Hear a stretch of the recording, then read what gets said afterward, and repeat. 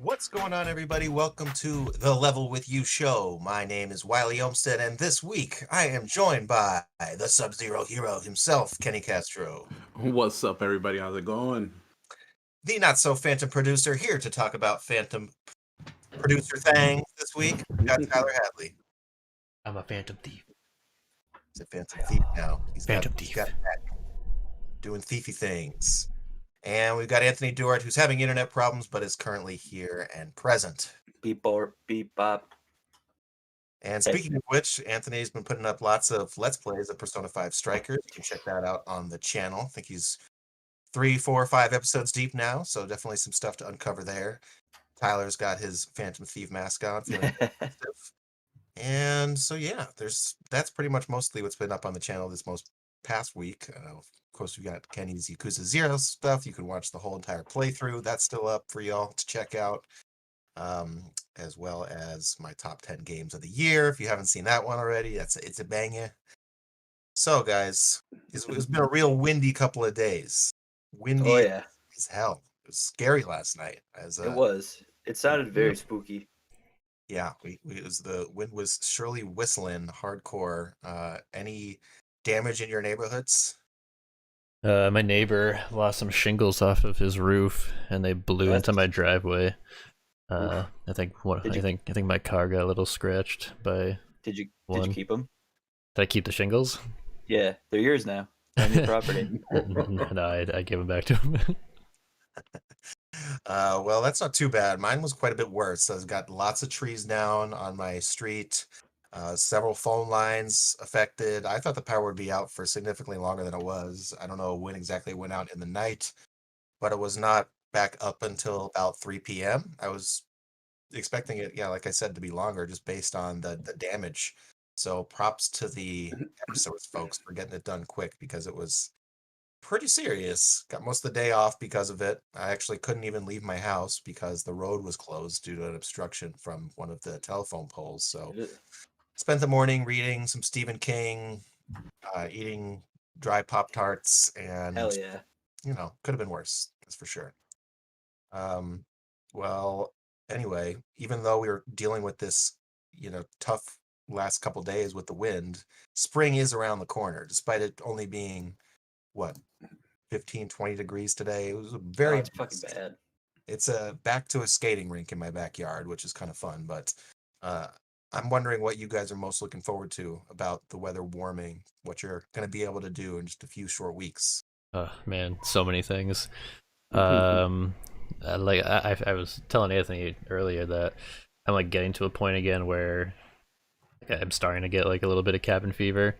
So I mean, but I have a ton of summer plans. I've got plans to go to Texas in June. I'm going to be going camping for a weekend in July. Looking forward to Burlingame in Rhode Island. Okay, I heard of it, but it sounds cool. Looking forward to kayaking, doing some backyard barbecuing, having some fires again. Not all that kind of stuff. Yeah, definitely. Me personally, the number one thing that comes to mind is biking, which became such a big part of my routine over the late spring and summer last year and into the fall. It's just something that I look forward to on a nearly daily basis. So just got to get that tune up and get back on the road, as well as the, stuff like barbecues and outdoor hangouts and going on hikes. It's all sounding so nice. What about you, Kenny? Anything in particular? For me personally, just being able to get outside. I'm hoping I could get some basketball in, as you guys know, especially with that warm weather. Tyler knows he gets text messages from me all the time when I'm out there playing basketball. Yeah, let's go. Gotta get those hoops back up first. Who knows when that'll happen? I know the Springfield hoops aren't going to be up, but I know Chicopee and some of the surrounding areas will have their hoops up in no time. I would be intimidated at this point to get back on the court. I know, I played in middle school, even a little my freshman year of high school, and I love basketball, but I don't know how I do getting up and down the court these days. We'd have to give me a few. Oh man, we have people like Patty That's fine. and Kenny doesn't run down the court either. Kenny You shuffles. you get minimal effort from me sometimes, but you can ask Tyler sometimes when I do run down the court. Oh It's yeah, like he's it's a freight train. pretty much Most people don't wanna jump in the way. Utilizing those too IRL tank big. control. I become a pure tank, pure tank. I think I have a reputation. Well, I like to think I have a reputation of being a pretty adamant defender. So I I try my best to get up and down the court, and I just really annoy people. And you know, I think I led the league in blocks when I was like 12. So Nice. not the Nice. biggest. Hey, honestly, even if it was just to shoot around and get a half court and just to get motions and moving, that we always try to get out there, have some fun. Mhm. Yeah. Sometimes it doesn't have to be 5-on-5 full court, to Yeah. have fun.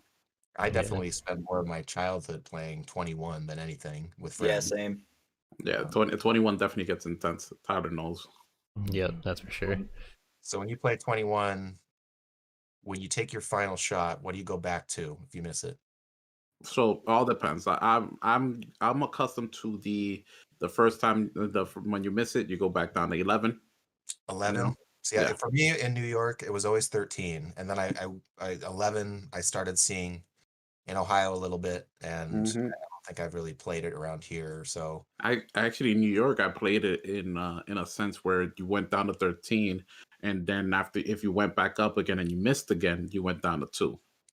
oh shit, Yeah, Like, I played it that way as well. Mm. That's a little harsh if you ask me, especially with that last shot usually being a 3-pointer, right? Well, if you think about it, when you go back down to 13, if you make it all the way up, as long as you don't hit any of the extra shots, you're in odds, so you could win straight up. You don't have to you could go from 19 to 21 and win like that Uh, without making okay. the last shot. I can't Um, remember if what we did was you always had to have a last shot, or if you could sort of situate it in a way that like your extra points and your 2-pointer could get you the win. yeah, so some people do it with the always have to have a last shot no matter what. But I played it so many different ways. It's always entertaining. Doesn't matter which way to play it. Yeah, definitely. Got a little chaotic when you're playing with like 6 or 7 guys, but hmm it's definitely good times. What has there ever been a recreated 21 mode in a video game that didn't suck? Man, I'm trying to think. I feel like I haven't seen it. I feel like that's such a tough thing to really recreate. Yeah, the Kirby ones or where Red. you get a Probably rebound, in Kirby run or Red. back, and then If 2K could figure it out, that would be fun. crazy. Just a 1v5 type hmm of mode. yeah, that'd be That'd be good. the new. You might be onto something. That could be the new basketball battle royale game. It's what the industry needs. That's what those kids are playing. Listen, I'm still. The industry doesn't need to do a basketball battle royale before they do the Yu-Gi-Oh battle royale. That's what I'm saying. We Well, need a Yu-Gi-Oh battle royale. we'll see which Mm, comes first. Everything's getting battle royaleized, so I'm sure it'll happen someday. Drop me into Duelist Kingdom. That's all I want. That'd be sick. If anybody listening didn't know, this is a weekly video game podcast where we all get together and talk about, you guessed it, video games. If you want to join our Discord, talk about video games with us on the regular, check the description of the video below. If you'd rather listen on podcast services, you can find them up usually a day later. And if you could leave us a review, that'd be awesome. If you haven't subscribed, please do so. But let's get into it, guys. What games we've been playing. I think we should start out with Persona 5 Strikers because all 3 of you have dabbled in it. Tyler's 30 hours in. Anthony's who knows how many hours in, but he's definitely into it. What do you think, Tyler? Why don't you start off, since Persona 5 is your personal favorite game of all time? How are you feeling about this follow-up? Oh, it's great. I'm really enjoying, like, it is a very different gameplay wise from Persona 5, because you are playing in kind of a Dynasty Warriors type of beat 'em up, but there's still like a lot of elements to it that it doesn't seem like, I feel like whenever I've played like some of those beat 'em up games, it often felt too easy. But I feel like with Strikers, they throw things at you so that there is still like some strategy, and like in a way it's kind of turn based because you can summon your personas and then like everything just kind of like slows down like Thank to God. to to Oh, a to a man. to a near stop. And then you're able to select what skills you want to use in order to target weaknesses and things like that. And it tells you like what the enemies are weak to and whatnot. Um, but I think most of all, like what I've really appreciated about this game is that it still captures just that charm and like that pure essence of like all of the characters that came out of Persona 5. Um, the story has still been really interesting. I wasn't sure kind of where they would take it, and it's introduced some new characters that have really grown on me. Um, for example, the Zenkichi character, who's like the you're not sure at first whether he's a good cop, bad cop kind of guy. He just has like a really interesting personality, and I think he's really well voice acted as well. He just kind of like really resonated with me. I mean, Is he actually a overall, cop? huh?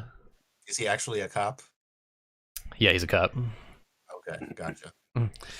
Um, but I think overall, I mean, I'm really enjoying it. I think I'm like 5 dungeons deep now. Like you said, 30 hours in. Um, and there's so many elements that I don't know. I know how far Anthony's gotten. I'm not sure how far Kenny is at this point.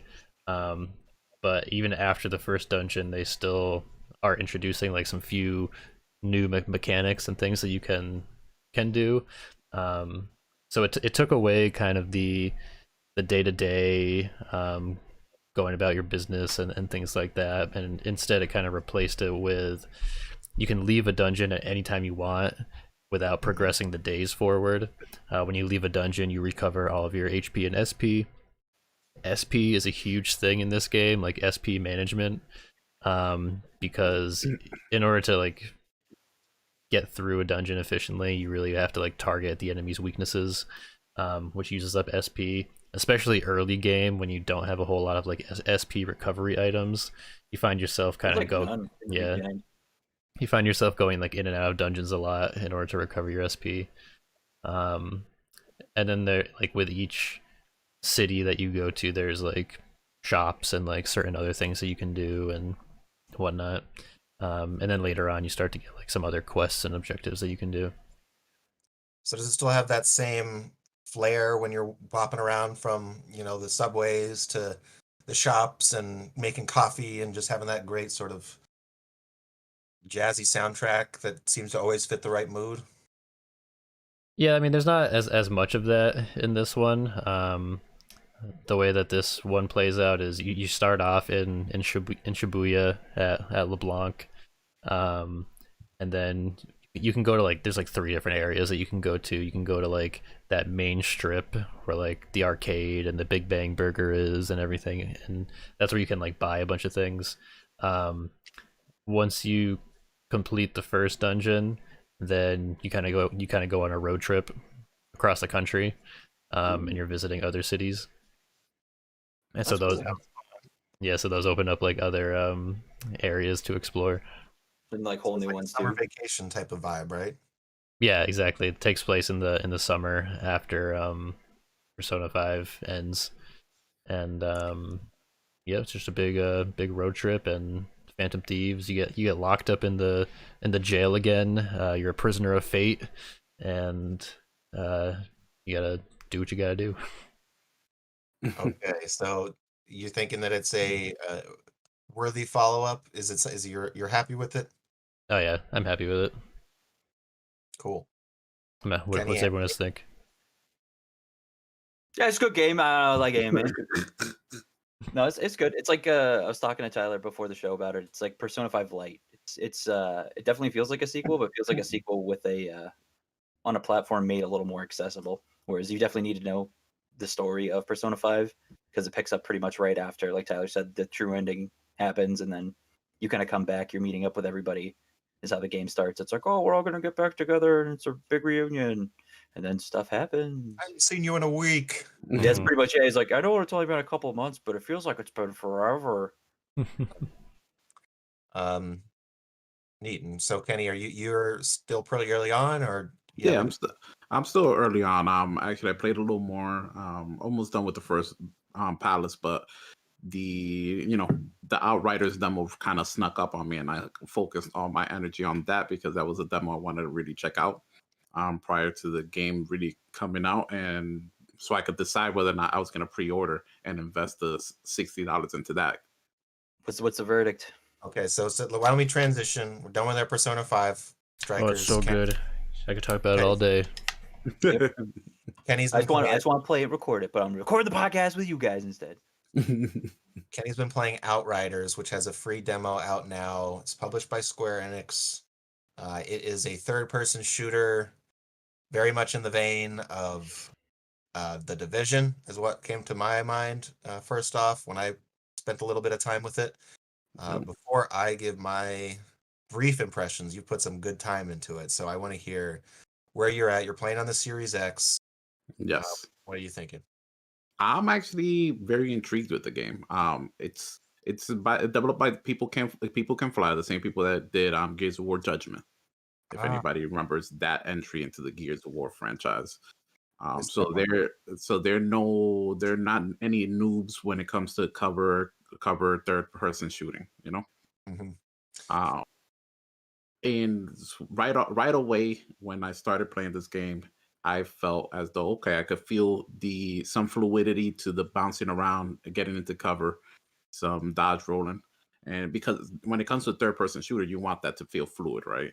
Right. So I was like, okay, this feels good so far. And then when it gets into the grit of the things and you pick a class and you start messing around with the abilities and you start getting funky with the play style, that's where it gets really interesting. Because I started off with one, I was like, oh, let me pick a character that's kind of like slightly, it's not close range, but it's not long range. Let me go with the Pyromancer. He's like a medium range character. Let me run with him at first, and it was pretty good. You know, I was like, all right, with his fire abilities, when you hit somebody with one of your abilities, it marks them, and when they die, that's how he heals. So any enemy that's been marked by one of your abilities, the Pyromancer kills them, and he gains health from that, from that kill. That's pretty sweet to see in a third person. Yeah, so like he has some interesting ones. Like he'll do like a fire wave, right? So it'll just go in a linear direction from where you're aiming, and whoever's gets caught in it gets damage, fire damage, and also gets marked. He also does a fire pool, where it almost feels like Scorpion, where he kind of like aims at somebody, like pulls in his direction. They won't fully come to them, but they'll receive fire damage and also be they'll also receive, get marked. And then he has another one where he kind of sets people on fire, and that's early on skills. None of he has more skills than just that, but he has one where he sets them on fire and they become almost like a time bomb. If they die with that ability still on them, then they explode, or they do like a little fire explosion and damage the enemies around them.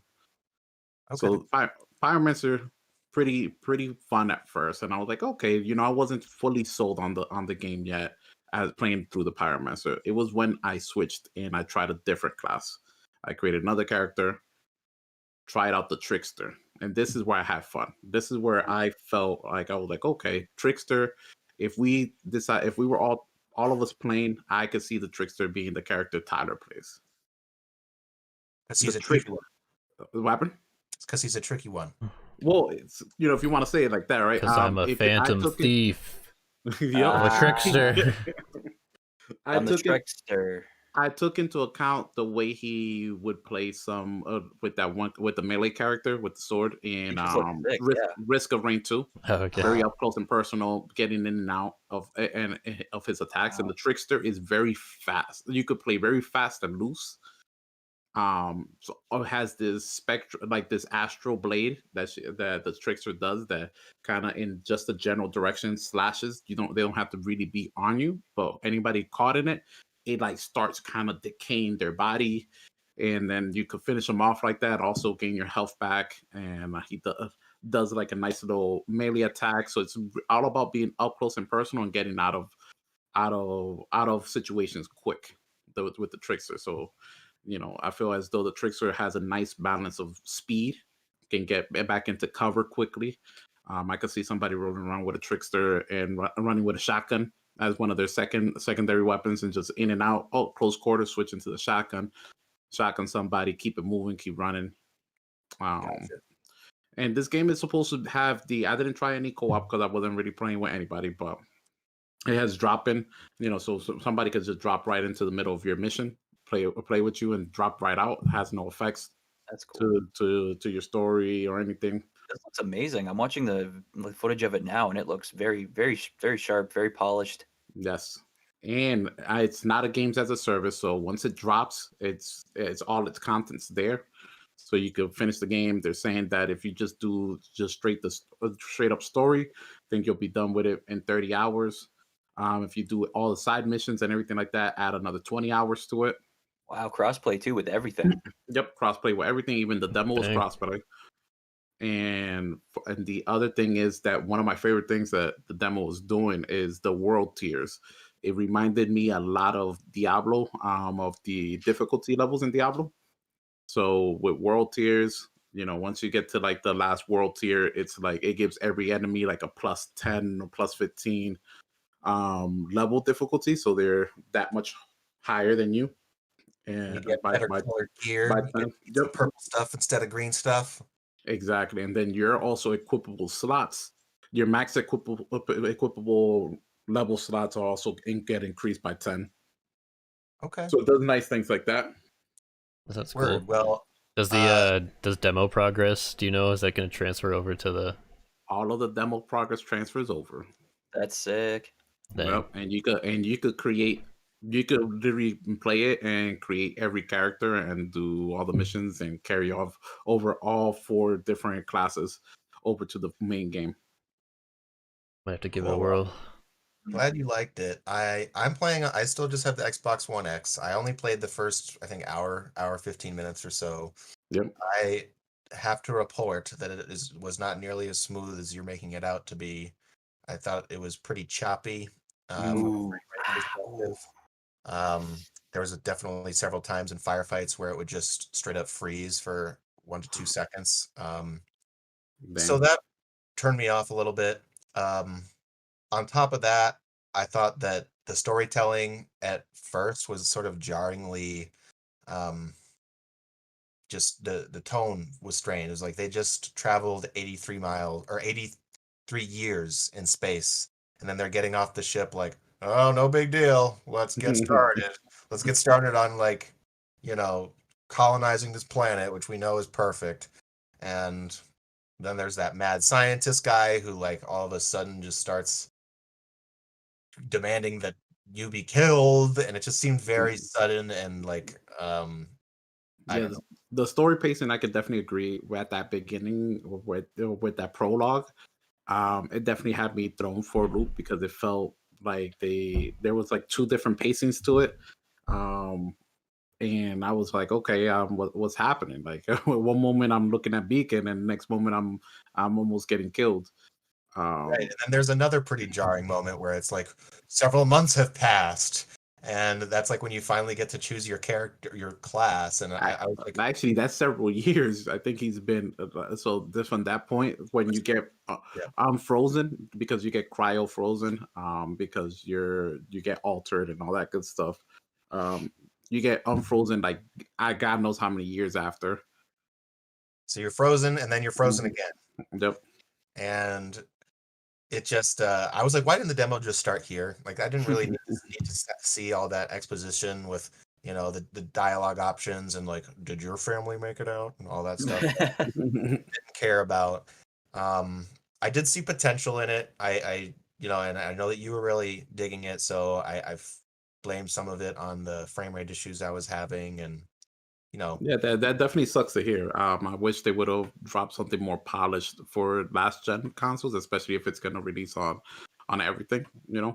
Maybe it was a slight oversight that they just dropped kind of the same build for everything. And And I kept wanting to jump, and I know it's like you said it was from the Gears people, and there's no jumping in Gears, but I kept you felt kept wanting to press a button to be able to jump, right? yeah.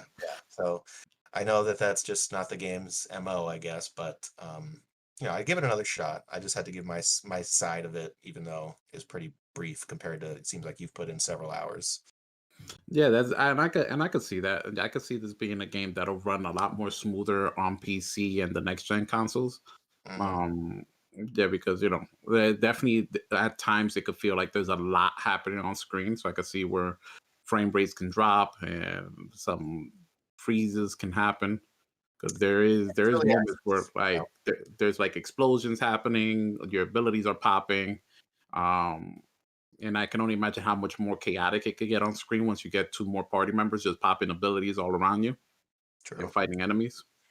Um, yeah, we'll see.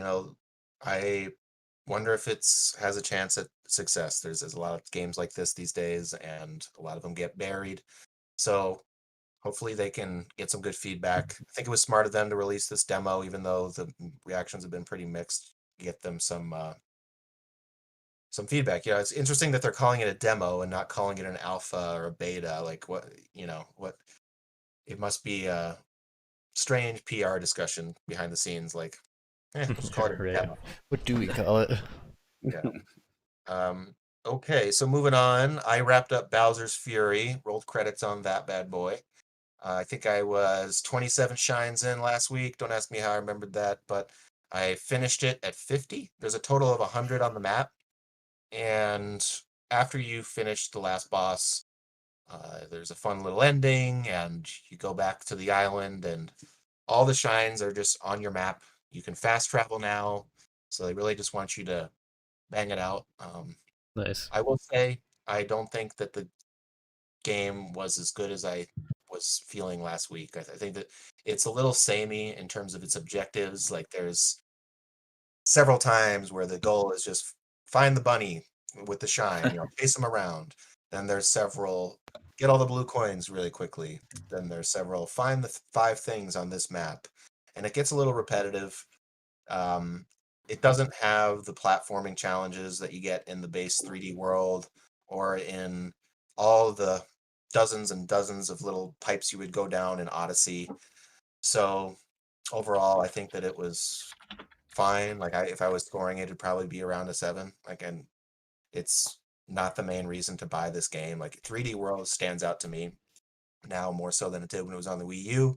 Maybe because it's on a excellent platform like the Switch, and you could play it with the Joy Cons. You can plug it in, play it on the big screen to go. It's just much more, convenient than it was on the Wii U. So I've been really enjoying my time with that. I'm only on like World 3 or something, but it's just one that's nice to go back to when I want a game that I can sort of turn my brain off and just hop around, find green stars, and appreciate the Nintendo goodness. Um, There you go. in addition to that, I picked up the latest in the roguelite genre that is taking some people by storm. It is called Curse of the Dead Gods. It is $20 game. It's got a visual style that is akin to Darkest Dungeon, if you're familiar with that, sort of cel shaded 3D. Perspective is isometric, just like Hades. And just like Hades, this is a game about going from room to room, defeating enemies, and upgrading as you go. So the game clearly must have been in development for a long time before Hades released. I mean, it's also quite polished and impressive. Um, However, unlike Hades, the game has no voice acting or story to speak of. I mean, there is lore in the enemy descriptions in the bestiary or whatever, but it seems very drop you in, pick your upgrades, pick your weapons, go. And what's neat is that the game has a ton of weapons. Like there are dozens of them. There's different types. There's claws, there's whips, there's swords, there's shields, there's big hammers, there's axes, I believe, there's bow and arrows, there's pistols. And you start each run with two of them. And it's sort of randomly assigned which two you're going to get. As you're going throughout your run, you can change up either with random drops or through little upgrade stations. Uh, when you move from room to room, imagine the progression from Slay the Spire, where you can see what's on the left, what's on the right, what's straight up, and you can sort of plan out your route that way. So that's one of the interesting mechanics. Um, another change from others in the genre is that you are cursed the further you get in the run. So you sort of have to manage your you have to do a little bit of deciding whether or not you want to go this route. It might make you a little bit more powerful. You might heal yourself a little bit more, but you're going to increase your curse. And once you get to a certain point, your curse becomes a real problem because your health will drain to 1 HP like pretty fast. So you really do not want to get that final curse. You're allowed to have 4 before you get to that point, and they can be pretty interesting as far as how they affect the gameplay to pretty rote, like, you know, traps will do more damage, or fire gargoyles will automatically spawn when you're close to them. And one thing I will say, like, you know how Hades has traps all over the place? This Mhm. has the traps are worse here. Like they are That sucks. it sucks sort of, but it's not so bad because you can also turn them against the enemies. There's some strategy there. There's some Mhm. things you can pick up that, that they'll do 100% more damage to enemies if you that are affected by the environment. And it hasn't been like any end running uh, Mhm. moments where I'm like falling into a pit. So it's not too bad. That's good. So it's But not like impossible or too annoying. no, like the game is challenging so far, and I know it's going to get more and more challenging. But another interesting thing about the structure, so um, usual typical roguelite or roguelike, you're going to need to start from scratch every time you finish a run. Sure, you might get some permanent upgrades. What this game does, and I think it's neat, a way of sort of giving you some feelings of satisfaction and victory, is that uh, there's 3 maps right when the game starts. Once you get to the end of it, you fight the boss, and if you win, your run's over. It says new record, um, you know, 10 minutes, this many dead. It's got a lot of great stat tracking. And so then you'll need to do the same with the second one. And then once you beat that second boss, it opens up the second floor, and then you start your run back at the beginning, but you can get 2 bosses far. So Okay. it's a neat way to sort of make you feel like you're winning, even though you're still not quite getting to the end. Like, so for me right now, what I've done is I've beaten the first level of each of the paths. Um, and let's see, what else can I say about the game? It's much more deliberate and stamina focused than Hades. In Hades you can just be going buck wild and nonstop slashing and spinning, and it really is. There's much more enemies on screen. This one, it wants you to be a little bit more methodical. There's parrying, and there's the stamina that you really need to watch out for, which you just wait 2 seconds or 1.5 seconds and it'll start going back up. But when you're in the thick of it with enemies and you want to just get another couple slashes in and you can't, it's really something that you need to think about. Um, and so I'm really enjoying my time with it. Like I think the combat feels really satisfying, especially when you get in a good rhythm. I think visually it's pretty cool. It is very dark. You're kind of walking around with a torch trying to illuminate places so you can see enemies better and take a little bit less damage, which is one of its consistent mechanics. Um, I'd recommend it if people are into this type of game. So, Okay. Yeah, um, you mentioned it, and I looked it up, and it sounded pretty good, and I watched some reviews and things like that, and definitely looks up our alley for anybody who's played Hades. I'll probably give it a whirl. yeah, you can. I got it on PlayStation. So, Oh, sick! Ooh. um, so let's see what else. 13 Sentinels, I'm still plugging away with that. 20 hours in now, enjoying the story, finally getting into the twists and turns that I've been waiting for. It only gets Still, better. I know, I can tell it's only going to get better. Like it's really getting interesting, and that twist that I mentioned in the Discord was really just sort of the first type of moment for me. Yep, Uh, so many of so those. Yeah, there's still something that I wanted to say about Curse of the Dead Gods that I'm not remembering. It's gonna have to wait till next week. Um, so topic of the show this week, we had a Sony State of Play and we had a Pokemon Direct. And I know it's been a few days, just like it was when we talked about the Direct last week, but that's okay. Or it was our BlizzCon. But I thought it was important enough to our interests that we should cover it. Hell yeah. What'd you think of the State of Play, Tyler? You said in the chat that you thought it was a solid show. I thought it was a good show. There was definitely, I mean, they showcased some games that we have already, I feel like, seen a good amount of. It was nice to see some like actual gameplay footage of Returnal, because I know that's one game in particular that I'm excited about. Um, Other games that I feel like we've already heard a lot about that they showcased was Oddworld Soulstorm. I know they went like a little bit deeper than what we've seen, but um, I mean, just in general, that's one game I'm not interested in.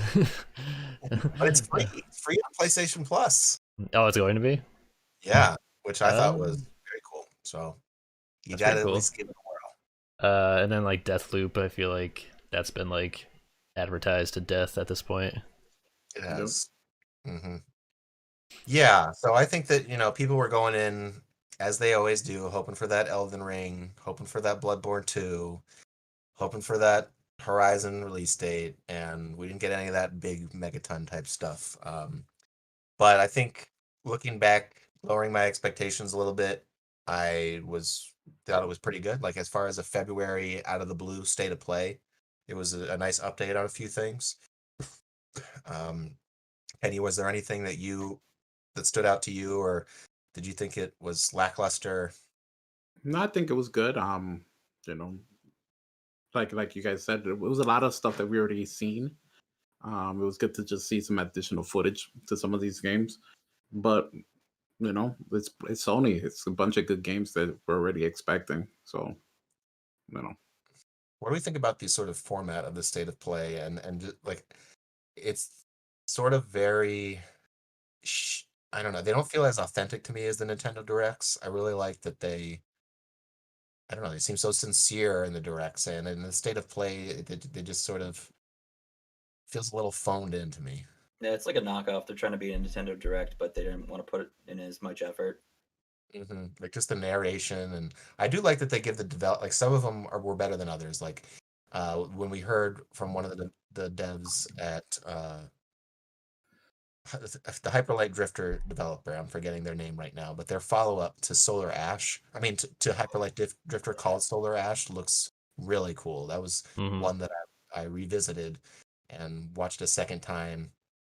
It's sort of a 3D platformer with a big emphasis on movement and fluidity, and that's always been the type of game in my mind that I've always wanted to make, like a sort of a just Spider-Man type of thing where you're able to just jet across large distances and it looks cool. And so I'm hoping that ends up being as good as it looks. Any Yeah. of you guys play Hyperlight Drifter?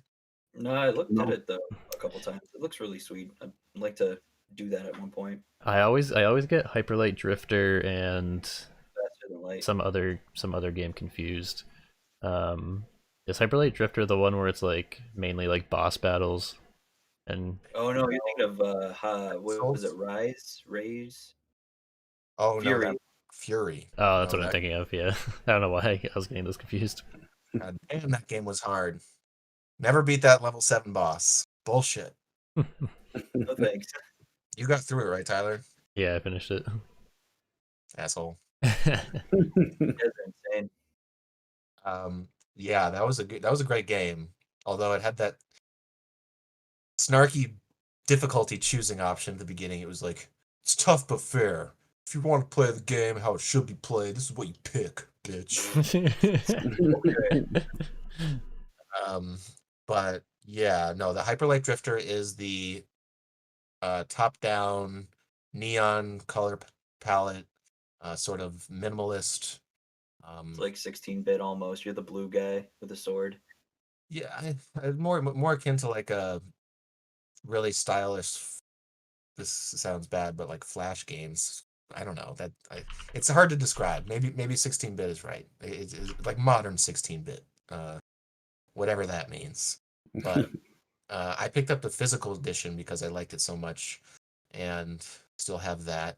One of the few like limited run games I know Anthony loves that I had to have on the shelf. So looking forward to that one. Um, Kenna Bridge of Spirits. I think that one caught a lot of people off guard, Yeah. and with how pretty it looked and how It looks really uh, good.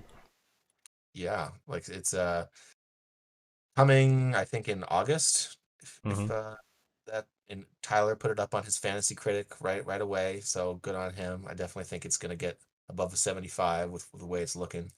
I do think it's a little interesting that it's not a full price game. I think it's going to be 50 on PS5, 40 on PS4. Does that make you think that this might be like a little 4 to 6 hour game, or try to get some? Possibly. I mean, I feel like we've had games that kind of like fit that same description. Where, I mean, it's coming out from an indie developer that isn't, are they that known? I can't remember the name of them now. I Um, was gonna put that in the outline because I was so curious. I think it's their first game. mhm. Um, could be wrong about that. An Ember Lab. Yeah, yep, Ember Lab, and I'm not seeing. Oh, we lost Anthony. Oh, Los Anthony, bummer. Dang it! I was about to ask him about Pokemons. Hopefully, he'll be back shortly. Mm-hmm. So in addition to that, what else do we get to look at this state of play? We got a first look at Saifu, the follow-up to Absolver, which is that kung fu game, very detailed with its move sets. Looks like sort of intimidating to get into, but very cool trailer. I don't know. Looked like something I would give a shot. Yeah, it definitely looked interesting. I was curious as to like what the gameplay mechanics would actually be. Um, like, because it just seemed like you're just punching a whole bunch of people and going through these different areas. Yeah, that Absolver to me was one that always intimidated me, and I think it is on Game Pass now. Is that right, Kenny? Yes, it is. It It is on is. Game Pass. So I wonder if there's still an active community there. It seems sort of. I don't know why. I should have given it a shot. I just too I much tr- to play. I tried Absolver and I was completely lost in it. So Really, just yeah, too complicated. I think I was just it was just the time of night and I was just kind of exhausted and I was like, yeah, I'm not giving myself a shot to learn how to play this game. Gotcha. So in addition to that, like I said, we saw Deathloop again. Still looks good. Got its own theme song, which was kind of neat in the trailer. Reminded me of Metal Gear Solid 3 Snake Eater. And I think those were the big ones that stood out to me. I mean, Yeah. we didn't Yep. get the big stuff, but there's this Elven Ring trailer. Why don't we discuss that real briefly? Did you guys check this out yet? There's been lots of. Mm, It's like a 6 second like little No. thing. There's much more than that now. Oh, is there? There's like something about 66 to 77 seconds of footage available now. Oh, People have done a good job of editing it and upscaling it, making it look halfway decent. It's definitely a Souls-like game. You got your dodge rolls, you got your having to be careful walking on platforms, you got your big dragons. Does look open world. There are horses. Looks maybe a little brighter color palette wise than Dark okay. Souls and Bloodborne. I am super stoked for it. I know we're gonna get the official look at that trailer soon. Sorry, it took probably a little bit of wind out of their sails over at From Software with this leak, but I'm sure it'll still blow people away once we finally get a look at it. Because shit, it looks. You guys should check it out. There's more of it out now, or if you just want to wait for the real thing, I think that's a good way to go as well. yeah, I'll look for it. Now, bad timing for Anthony to be gone because the next thing we're going to talk about is the Pokemon Direct, which was a couple days after. We're missing our this. Pokemon aficionado. I All know. right. Why don't we have an interlude? Maybe he'll be back before then. What's y'all's dinner plans for tonight? Some cauliflower casserole type of thing. Oof. Sounds delightful. Oh, here he I, comes. I tried to make that one time and that was disgusting. Maybe I did it wrong. I mean, you know what it was? It was just that I didn't drain enough of the water that the cauliflower let loose. Uh, and that has such a strong flavor to it. I made some pretty decent cauliflower the other night just as a side dish. I just put a bunch of seasonings on it, roasted it at 425, threw some oil, coated it in oil. It came out nice and charred and flavorful. Nice. And tonight, I think we're just going to do leftovers. My roommate made some delicious cassoulet the other night. We still have some left over, which is like a French Nice. How's your Japanese hamburg that you made? Japanese hamburger from last night. Pretty good, pretty good. So in 13 Sentinels, one of the characters' favorite meals is Hamburg steak, and so I googled what is Hamburg steak, in a Japanese culture, and it's a big thing there. It's like it seems like a staple of home cooking. And what it essentially was very similar to meatloaf, except for had some tofu in it, some oyster sauce, still had breadcrumbs, a couple other seasonings, and then after you got the meatloafs, little sort of oval shaped burgers seared on both sides, you want to steam them in some red wine for a few minutes, and Okay. then take the patties out, make a sauce with some ketchup, oyster sauce, and Worcestershire. Stir that around, get the patties back in, coat them. It was good.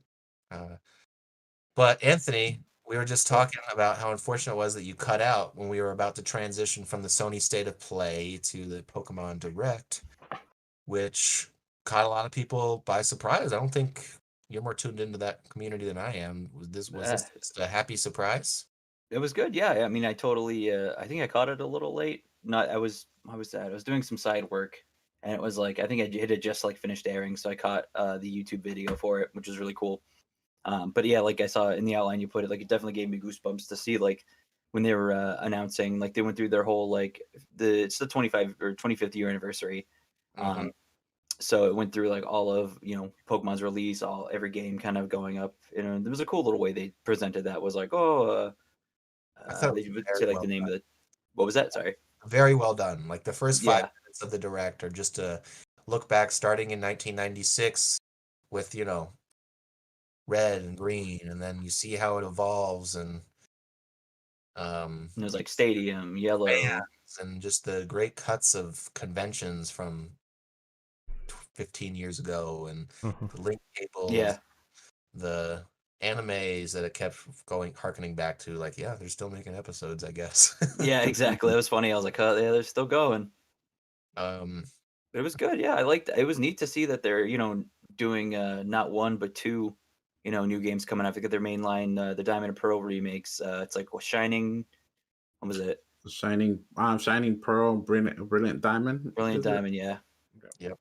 So these are remakes of the Generation 4. I think they were released on the DS in 2006. Um Yep. and I don't know, where are these held in regards to, like, where do you rank these as far as mainline Pokemon games? For me personally, I was never really. I didn't like Diamond really. I got bored with it. Like even like when I was younger, I think I played it my freshman year in high school.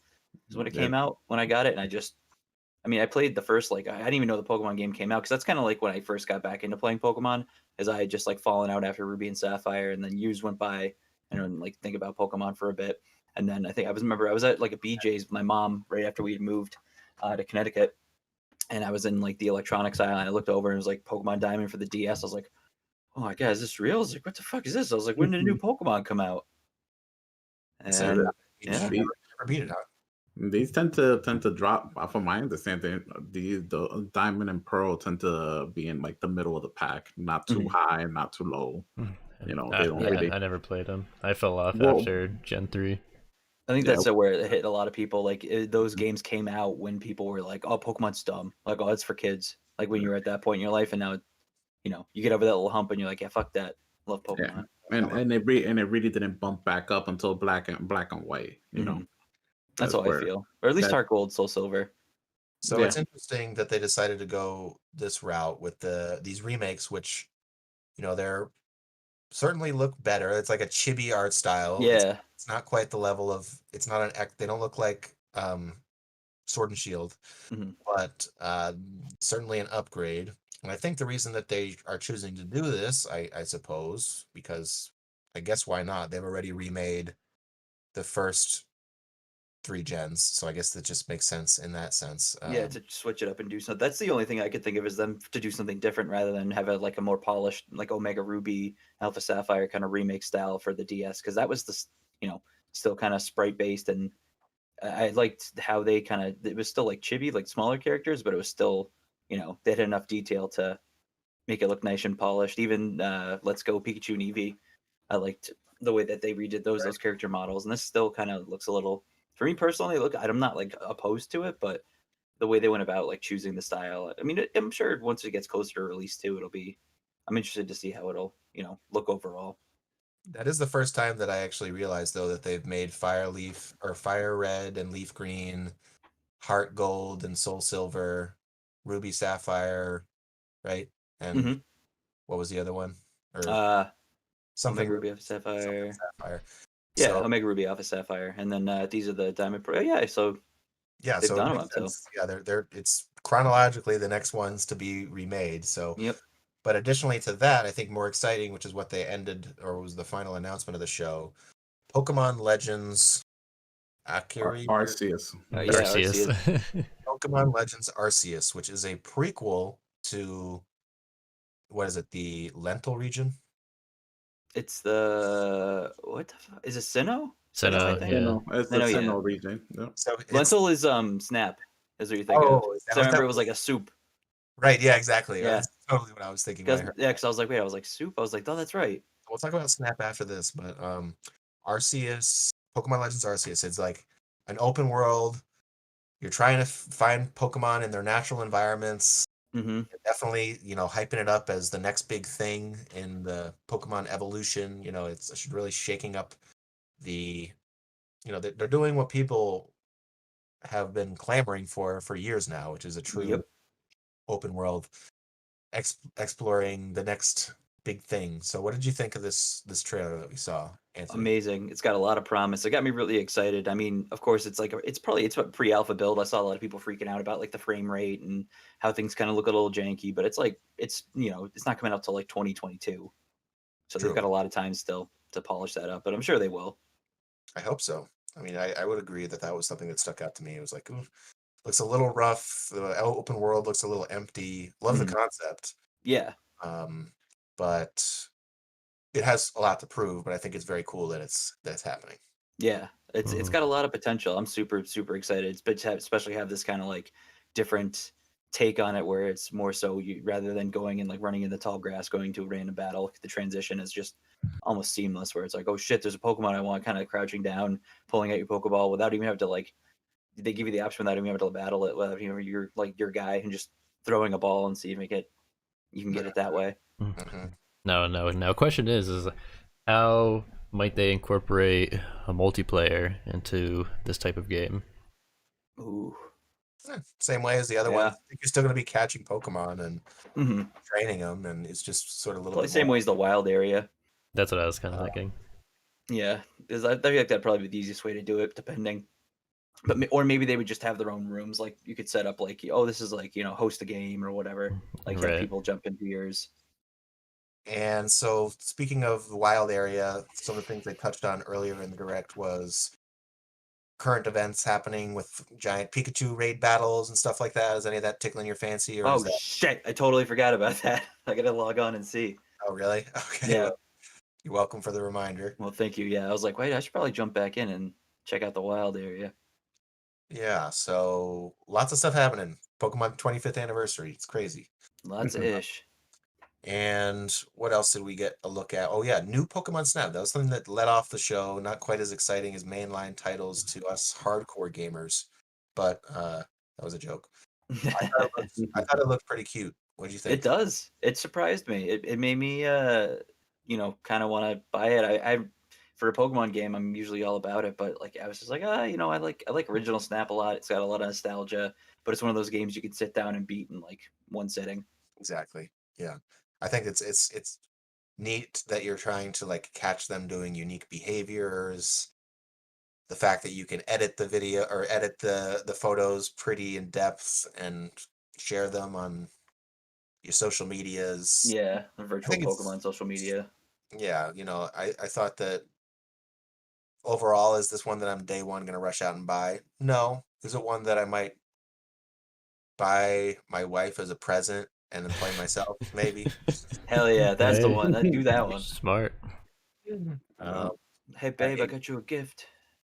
yeah, That's but right. it definitely looked like a good, cute time, and it intrigued me more than I expected it to. Is someone that Pokemon Snap, fun novelty, great weekend rental back in Oh the yeah. early 2000s, whenever it came out. Hmm. Yep. Um, Yeah, it's weird that it might have like not weird, but it's cool that they're actually like putting a little story because there's like characters in it now. mhm, So that'll be cool to see how that plays out. true. So one last Pokemon bit of talk. I got reminded about the Pokemon shirts, and now they're doing Pokemon masks, which are like official Nintendo products, but seem really sort of high end and got very cool designs. Any of you guys ever considered splurging and buying yourself a nice They're Pokemon? cool, but not like $120 cool. Yeah, nah. I haven't thought about it. I wish. I'll just make my own at that point. Yeah, I mean, if people don't know and are interested and have a few extra bucks and are Pokemon fans, Google the Pokemon official shirts. You can go pretty hard as far as customization. I think you can choose from all 151, Dang. and They give you a lot of options. It's nice and they look good, but you you're can gonna get be t-shirts or button up or forget what the third style is. But yeah, it's a expensive. surprising Nintendo went for that. But Mhm. I guess there's a market for it because they continue to make them, and they get the masks now too. They'll buy them. All right, fellers. What else we got? Or is that about it for episode 93? 93. Holy moly. Start Yep. planning. 7 Coming up. episodes away from 100. Yeah, we got to figure out what we're doing. We're doing something cool. Even if we have to skip 99, do 101 and go back, it's not going to be a regular humdrum episode. Yeah. We'll figure something good out. For the war, against the war. Who cares? 100 episodes. Yep. And even more if you would consider, the mess ups and the episode zeros and Oh, whatnot. yeah. But officially, this is officially the end of episode 93. If you're watching or listening, thank you so much. We will be back next week, same time, same place. And until then, remember, That's all, folks. eat your and stay. Bye. Bye.